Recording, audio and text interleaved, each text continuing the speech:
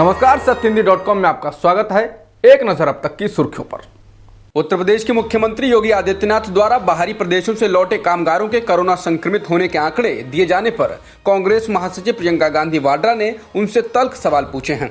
योगी आदित्यनाथ ने सोमवार को एक वेबिनार में कहा कि मुंबई से आने वाले कामगारों में से 75% कोरोना संक्रमित हैं, जबकि दिल्ली से आने वाले 50% और अन्य राज्यों से आने वाले 25 से 30% कामगार इस वायरस से संक्रमित हैं।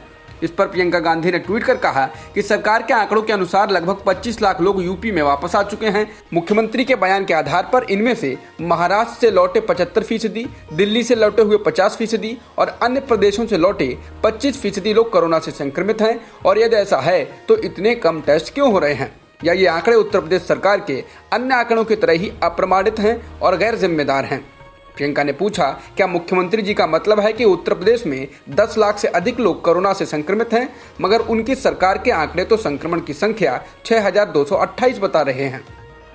भारत में बीते 24 घंटों में कोरोना वायरस के 6,535 नए मामले सामने आए हैं और 146 लोगों की मौत हुई है, जिसके बाद कुल संक्रमित होने वालों का आंकड़ा बढ़कर 1,45,380 हो गया है, जिसमें 80,722 एक्टिव केस हैं और 60,490 लोग ठीक हो चुके हैं। इसके अलावा कुल 4,167 मौतें हुई हैं।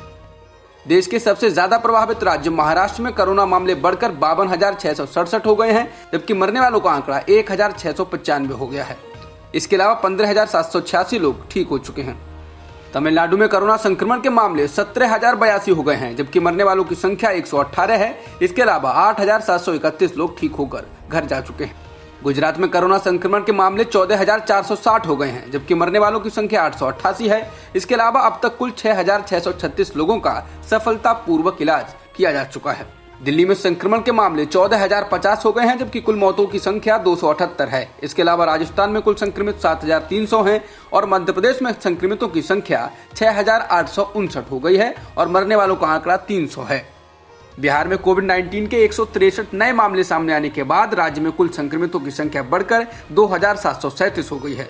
स्वास्थ्य विभाग ने बताया कि हाल के दिनों में संक्रमितों की संख्या में तेजी से बढ़ोतरी दूसरे राज्यों से आने वाले प्रवासियों की वजह से हुई है। विभाग ने बताया कि 3 मई से अब तक 1754 प्रवासियों के संक्रमित होने की पुष्टि हुई है, जो इस अवधि में आए मामलों का 80% है।